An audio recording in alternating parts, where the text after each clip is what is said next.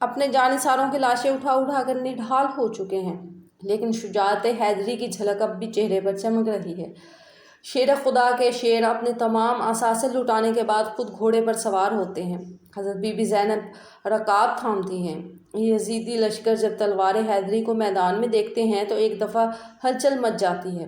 ہر کوئی امام کے سامنے آنے سے ڈر رہا ہے، کیونکہ جانتے تو سبھی تھے کہ اب میدان میں کون اترا ہے۔ سبھی نے پیغمبر خدا صلی اللہ علیہ وسلم کا فرمان سن رکھا تھا کہ حسین مجھ سے ہے اور میں حسین سے ہوں، لیکن بدبختوں کی بدبختی، آنکھوں پر لالچ اور طمع نے پردہ ڈال رکھا تھا۔ ہر کوئی دربار یزید میں اونچا مقام و انعام و اکرام حاصل کرنا چاہتا تھا، لیکن تاریخ نے ایسی بزدل فوج نہ دیکھی۔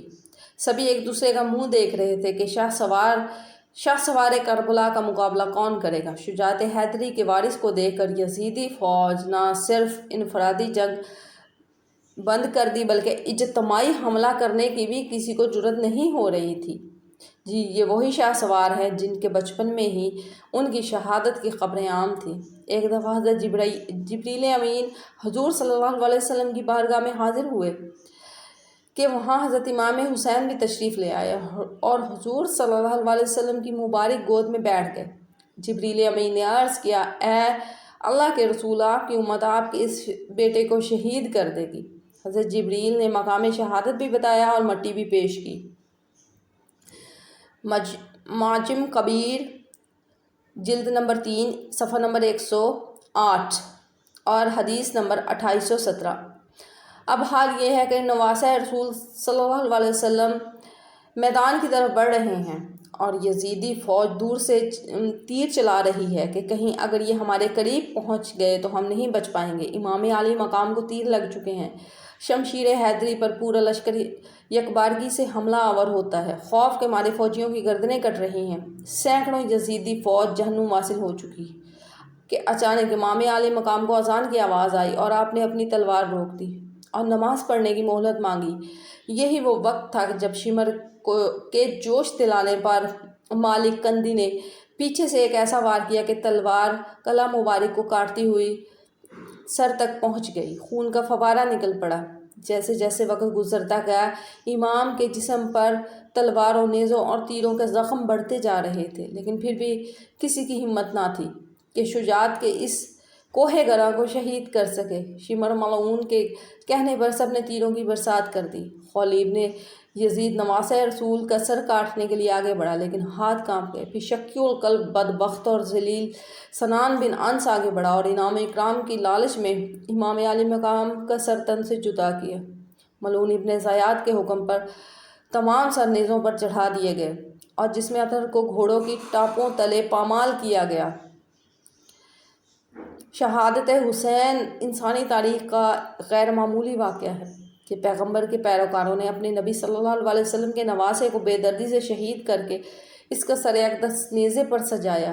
یہی نہیں کہ خاندان رسول صلی اللہ علیہ وسلم کے شہزادوں اور اصحاب حسین کو بھی اپنے انتقام کا نشانہ بنا کر انہیں موت کے گھاٹ اتار دیا۔ نواسہ رسول حسین ابن علی رضی اللہ تعالیٰ اور ان کے 72 جانثاروں کے خون سے کربلا کی ریت ہی سرخ نہیں ہوئی بلکہ اس سرخی نے ہر چیز کو اپنی لپیٹ میں لے لیا۔ محدثین بیان کرتے ہیں کہ امام علی مقام کی شہادت پر نہ صرف دنیا روئی، زمین و آسمان نے بھی آنسو بہائے۔ محدثین بیان کرتے ہیں کہ نواسہ رسول صلی اللہ علیہ وسلم کی شہادت کے وقت بیت المقدس میں جو پتھر اٹھایا گیا اس کے نیچے سے خون نکلا۔ شہادت حسین کے بعد ملک شام میں بھی جس پتھر کو ہٹایا گیا اس کے نیچے سے خون کا چشمہ ابل پڑا۔ محدثین کا کہنا ہے کہ شہادت حسین پر پہلے آسمان سرخ ہو گیا پھر سیاہ ہو گیا۔ امام طبرانی معجم الکبیر میں محمد بن سیرین سے روایت کرتے ہیں کہ حضرت امام حسین رضی اللہ عنہ کی شہادت کے وقت آسمان پر سرخی چھائی ہوئی تھی۔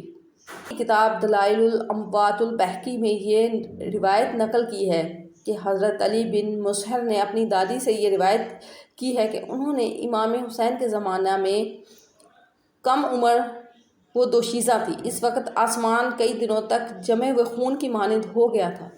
حضرت امام حسین کی شہادت کے بعد سید زادیوں کو قید بنا لیا جاتا ہے۔ اب اسیران کربلا کا قافلہ شہیدوں کے سروں کے ساتھ کوفہ کی جانب روانہ ہو جاتا ہے۔ ادھر کربلا کی ریت پر سید زادوں کے جسم بے سروں کے بے گور و کفن بکھرے پڑے ہیں۔ اللہ اکبر۔ خواتین دریائے فرات پر پانی لینے آئیں تو انہوں نے بغیر سروں کے جسموں کو بکھرے دیکھا تو سب کی چیخیں نکل گئیں۔ واپس گھروں کو لوٹی اور اپنے مردوں کو بتایا کہ خاندان نبوت کی لاشیں بکھری پڑی ہیں، ہمیں ان کو دفنانا چاہیے۔ چنانچہ کچھ مرد میدان کربلا پہنچے اور قبریں کھودنا شروع کر دیں۔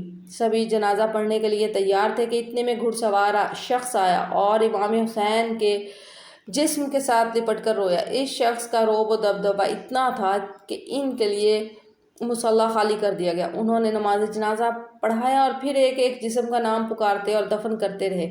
سب سے آخر میں عباس علمدار کو دفن کیا گیا۔ جب وہ گھڑ سوار جانے لگا تو قبیلہ بنو اسد نے پوچھا، آپ کون ہیں؟ جواب ملا، میں علی بن حسین ہوں۔ یہ کہہ کر چل دیا اور نظروں سے اوجھل ہو گئے۔ تاریخ طبری سے یہ حوالہ جات لیے گئے ہیں۔